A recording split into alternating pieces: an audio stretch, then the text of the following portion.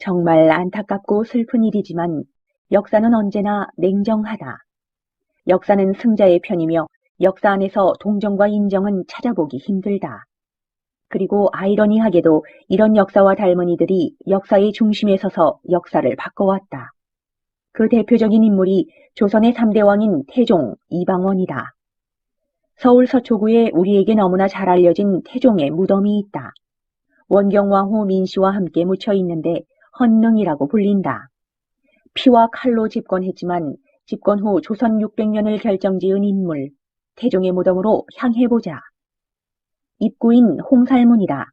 거의 조선의 역사만큼이나 긴 세월을 서 있던 문이다 보니 많이 낡고 약간 기울었다. 하지만 여전히 악귀를 내쫓고 신성한 고심을 나타내는 표지로 쓰이고 있는 문이기도 하다. 홍살문을 지나면 참도가 나온다. 헌능의 참도는 특이하게도 하나로 이루어져 있다. 다른 곳의 왕릉이 신도와 어도로 구분되어 있는 것과는 다른 양상을 보이는 것이다.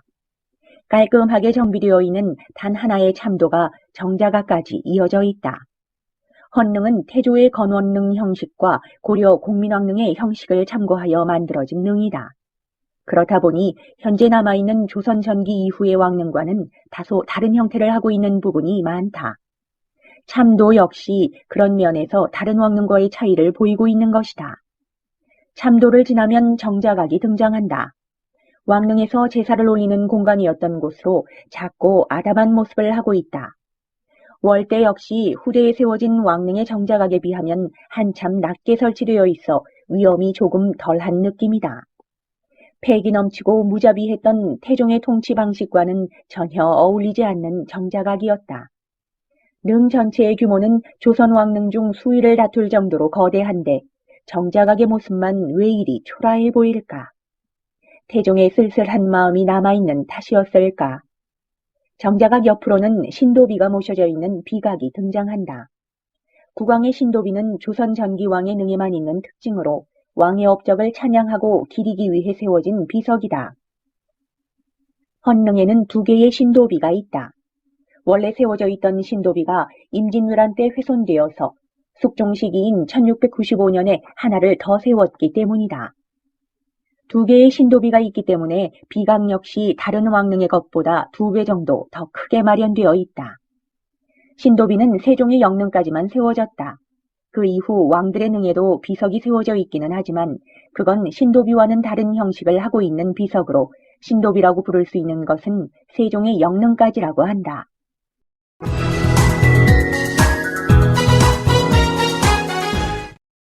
정자각과 비각을 지나면 쌍분의 형태를 하고 있는 2개의 봉분이 등장한다. 태종과 그의 부인인 원경왕후가 잠들어 있는 곳이다. 높은 언덕 위에 자리하고 있어서 이곳에서는 능 전체를 한눈에 담을 수 있다.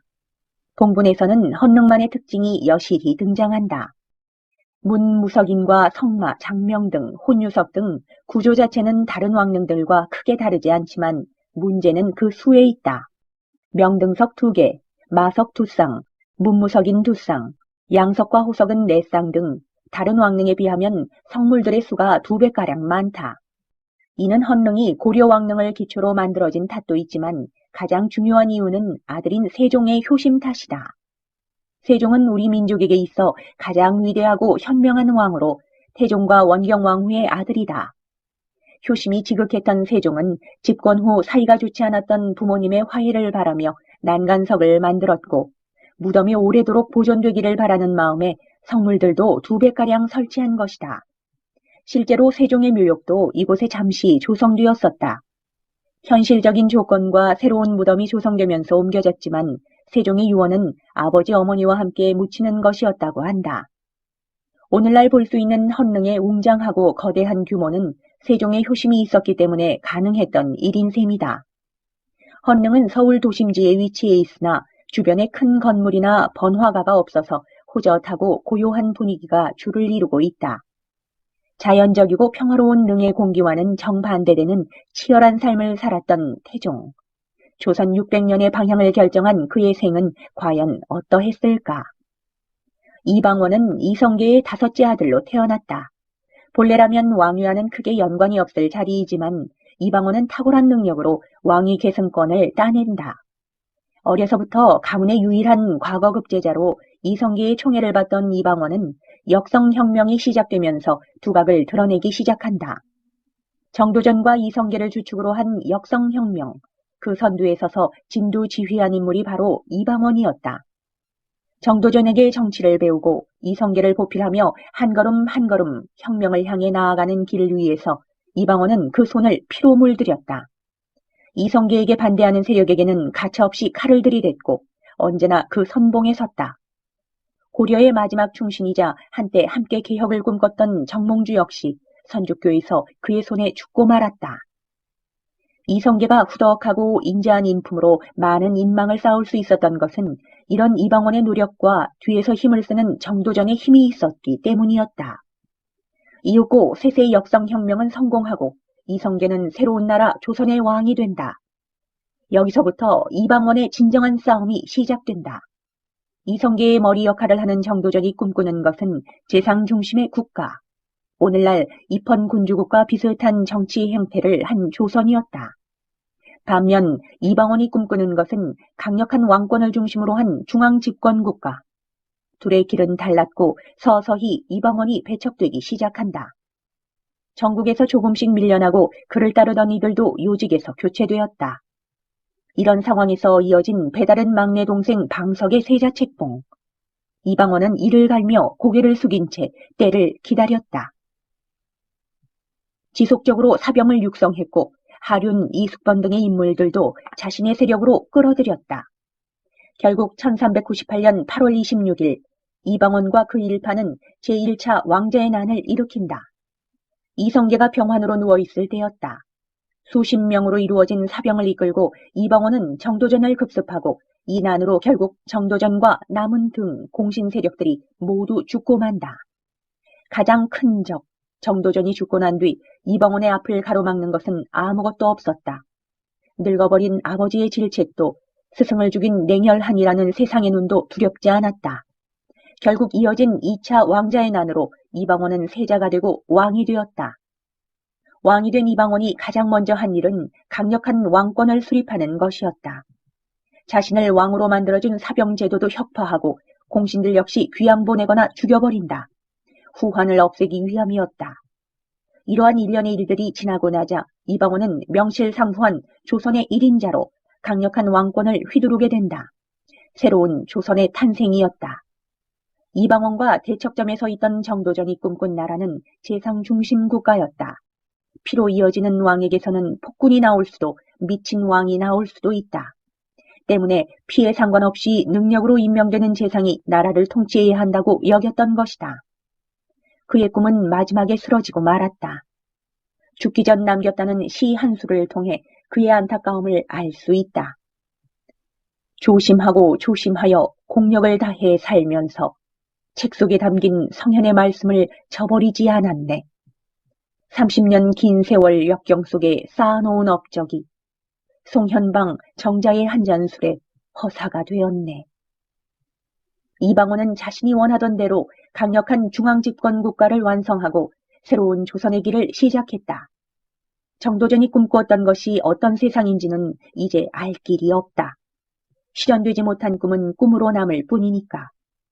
역사의 이름을 남긴 조선은 이방원이 꿈꾸었고 이룩해낸 조선이다. 혹자는 그를 피에 미친 살인마, 냉혈한으로 부르기도 한다. 하지만 앞서 말했듯이 역사는 결코 친절하거나 인자하지 않다. 힘이 없으면 잡아먹히고 과감하지 않으면 꿈을 이룰 수 없는 곳이 역사이고 세상인 것이다. 비록 비정한 평가를 받았지만 이방원은 왕위와 함께 자신이 꿈꾸던 조선 600년의 시작을 알렸다. 어느 누가 그를 비난할 수 있을까?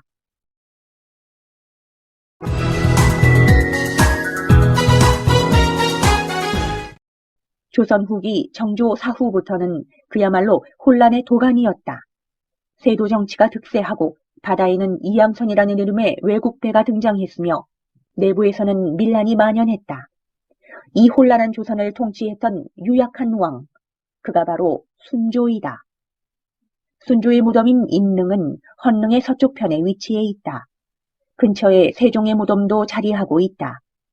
본래 태종과 세종의 무덤이 있는 이 근래에는 새로운 능을 만들지 않는 것이 관례이나 왕의 권위가 가장 크게 떨어졌던 철종 때에 이곳에 순조의 능을 이장했다. 왕릉이 시작되는 홍살문을 지나면 신도와 어도로 구분되어 있는 참도가 나온다. 일반적인 왕릉의 모습에서 크게 벗어나지 않는 모습이다. 참도는 정자각까지 연결되어 있다. 정자각은 소박하고 아담한 모습을 하고 있다. 월대가 동쪽에 있는 헌릉보다는 높게 지어져 있어서 제법 위험 있는 모습을 하고 있는데 월대에 오르면 릉 전체를 둘러싼 나무들이 아름답게 펼쳐져 있는 모습을 볼 수 있다. 정자각 오른편에는 비각이 서 있고 안에는 2개의 비석이 자리하고 있다. 비석이 2개 있어서 그런지 보통 왕릉의 비각보다 조금 더 커 보인다. 대한제국이 선포되면서 순조 역시 황제가 되었기에 새로운 비석을 세운 것이라고 한다. 비석에는 순조의 업적을 기리는 글이 쓰여 있다. 마치 어린아이가 쓴 것처럼 둥글둥글한 글씨체가 인상적이다.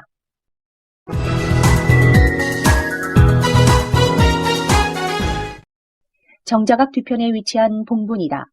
순조와 순원왕후를 하나의 봉분에 모셨기 때문에 겉에서 보면 단일 왕릉처럼 보이기도 한다. 조선시대 왕릉 중에서는 드문 합장릉으로 조성된 지 얼마 되지 않았기에 깔끔한 모습을 유지하고 있다. 합장릉이 된 것도 왕의 힘이 약했다는 증거다. 본래 순조의 능은 파주에 있었는데 풍수지리상 불길하다는 의견이 대두되어 이곳으로 옮겨진 것이다. 그 후 세도가의 중심인물인 순원왕후의 강력한 바람으로 합장된 것이다. 봉분 앞에는 문무석인 한 쌍과 성마 등의 성물이 위치해 있다. 다른 왕릉과 별반 다르지 않은 형식으로 세밀하게 조각된 문무석인이 눈에 띄는 구조물이다. 인릉 내부에는 본래 제사를 준비하던 제실이 존재했었다. 하지만 6.25 전쟁 이후 그 부분의 땅이 농지로 개간되면서 능 밖으로 옮겨지게 되었다고 한다. 현재는 홍살문 남쪽 도로변에 위치해 있다. 순조는 11세라는 어린 나이에 왕위에 즉위한다. 아버지는 조선 후기의 명군 정조대왕이다. 11세에 왕위에 올랐기 때문에 처음에는 영조의 계비였던 정순왕후 김씨가 수렴청정을 했다. 이때 흐트러지는 신분질서를 인정하는 서얼허통을 실천하기도 하고 공노비를 없애는 등 역사적으로 의미 있는 일이 있었으나 신유사옥으로 인해 많은 천주교도인과 남인이 처형당하기도 했다. 정순왕후 역시 권력싸움에서 자유롭지는 못했다. 정순왕후는 당시 안동김씨 세력의 중심이었던 김조순에게 권력 다툼에서 패해 물러나고 김조순을 비롯한 안동김씨 가문이 1년간 수렴청정을 실시한다. 1년 후 순조는 친정을 시작하지만 이미 조정은 안동김씨의 앞마당이나 다를 바 없었다.